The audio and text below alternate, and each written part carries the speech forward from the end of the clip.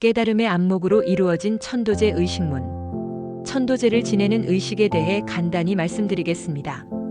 제일 처음에 아미타 부처님, 관세음보살님, 대세지보살님을 청합니다. 그리고 사바세계, 남선부주 해동 대한민국 무량사 도량에서 어디에 사는 누구누구가 부모, 자식, 남편 또는 아내 영가를 위해 천도제를 올립니다. 라고 부처님께 구합니다. 그 다음에는 최고 법문이 내려집니다.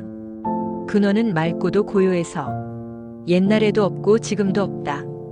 묘한 본체는 원만하고 밝아서 어찌 태어남이 있고 죽음이 있겠는가. 생명의 참모습은 시공을 초월하여 존재하는 아주 신령스러운 근원입니다. 지금은 비록 탐내고 성내고 어리석은 삼독에 물들어 있지만 본성은 깨끗하고 맑습니다. 나이를 먹는 것도 아니어서 수천 년 전이나 수만 년 전이나 아무런 상관없이 변함없는 그대로 존재합니다. 금방 태어난 갓난아기도 결코 갓난아기가 아닙니다. 갓난아기의 미묘한 생명, 성품 그 자체는 원만하고 밝은 것이어서 나고 죽음이 없습니다. 다들 잘 알고 계시겠지만 선종에서는 조사에서 조사에게로 마음법을 전하는 것에 연원을 삼처전심에서 찾고 있습니다. 삼처전심은 부처님께서 세 곳에서 가섭에게 마음을 전한 것을 말합니다. 첫째는 영산회상거염화, 부처님께서 영산회상에서 연꽃을 드시니 가섭만이 홀로 미소를 지은 것. 둘째, 다자탑전 분반좌, 부처님께서 중인도의 미아리성 서쪽에 있는 다자탑 앞에서 설법을 하시려는데 뒤늦게 가섭이 나타나자 부처님의 자리를 반 나누어 준 것이지요. 셋째가 사라상 수화곽 시상부인데 부처님께서 49년간 설법하시고 반열반에 드셨을 때 있었던 일로 생사가 둘이 아닌 이치를 잘 드러내고 있습니다. 제자들이 다비를 하려고 하는데 멀리 떨어진 곳에서 수행을 하던 제일 큰 제자인 가섭이 오지 않았습니다.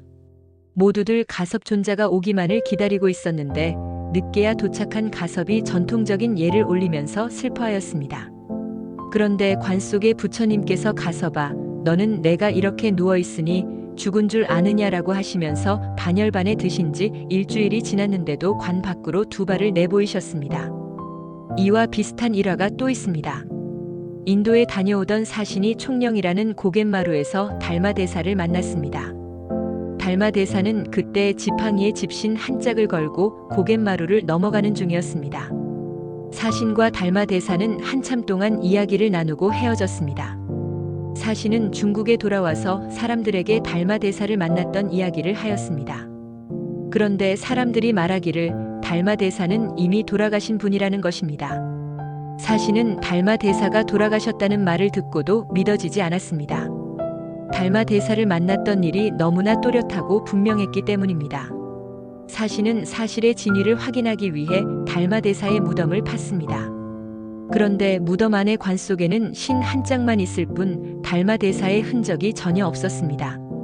위에서 말씀드린 부처님과 달마대사의 예화를 통해 중요한 사실을 발견할 수 있습니다. 우리의 참 생명은 육체와 함께 죽는 것이 아니라 영원히 살아있다는 사실입니다. 또한 우리는 아직 능력이 부족하여 부처님과 달마대사처럼 생사에 자유자재할 수는 없지만 우리에게도 무한한 가능성이 있다는 사실을 명심해야 됩니다. 우리는 공부를 통해 수행 체험을 통해 삶과 죽음이 둘이 아닌 이치를 깨달을 수 있습니다. 영가들에게 이러한 지혜의 눈을 뜨게 해주고 형체 없는 진정한 마음의 양식을 제공해주기 위하여 천도제를 올리는 것입니다. 오늘의 사부 대중과 그리고 우리가 모신 영가분들이여, 맑고 고요하고 신령스러운 근원은 뚜렷이 밝아서 생도 사도 없는 참 생명의 실상은 부처님과 우리가 조금도 다를 바가 없습니다. 이 도리를 아시느냐고 묻고는 요령을 3번 흔듭니다. 우리의 참 생명은 형상을 나타낼 수도 없고 이름을 붙일 수도 없는 존재입니다만 연불소리, 요령소리, 법문소리를 들을 줄 아는 역력히 살아있는 존재입니다. 만약 요령소리 3번으로 생명의 실상을 깨닫는다면 그 영가야말로 상근기이며 영원히 열반의 길을 걷는다는 것을 나타냅니다. 그 후 계속되는 연불은 다음과 같습니다. 지금까지 설명한 참 생명에 대한 실상을 깨닫지 못했다면 하는 수 없이 부처님의 위실력을 빌어 향단에 모시고서 천도를 올려드릴 테니 부디 오셔서 저희들의 미묘한 법공양을 받으시고 49일간의 기도 공양을 받아서 꼭 당신의 본성 자리를 깨달으십시오.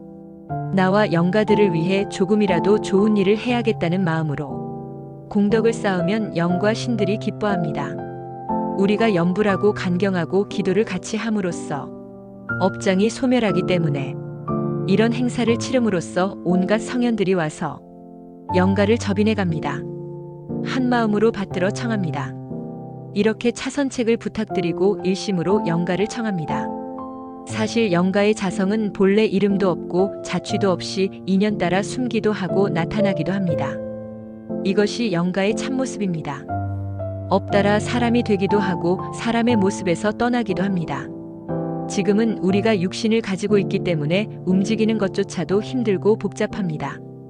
그런데 영가는 육신의 제약을 받지 않기 때문에 움직임에 전혀 장애를 받지 않습니다. 시공을 초월하는 것입니다. 영가는 하늘을 자유자재로 날아다니는 데에도 장애가 없고 시공간의 제약도 받지 않으니 영가께서는 꼭 제에 오셔서 지극정성으로 모시는 스님의 연불과 법문을 듣고 부디 천도되시기를 바란다고 계속 반복하여 부탁하는 것입니다. 천도제 의식문은 이와 같이 영가의 눈을 뜨게 하기 위해 중요한 경전들의 핵심을 모아서 연불을 해드릴 수 있도록 구성되어 있습니다. 제 의식문들을 찬찬히 살펴보면 조목조목 천도가 확실히 될 수 있도록 짜여 있음을 알 수 있습니다. 우리 선사 스님네들의 지혜와 큰 깨달음의 안목에 감탄하지 않을 수 없습니다. 요즘에는 우리말로 풀어 쓴 의식문으로 천도제를 봉행하는 곳도 많습니다. 그 진정한 뜻을 음미하면서 지극한 마음으로 천도제를 봉행할 때 그 공덕은 이루 말할 수 없을 정도로 크다는 것을 직접 느끼시기 바랍니다.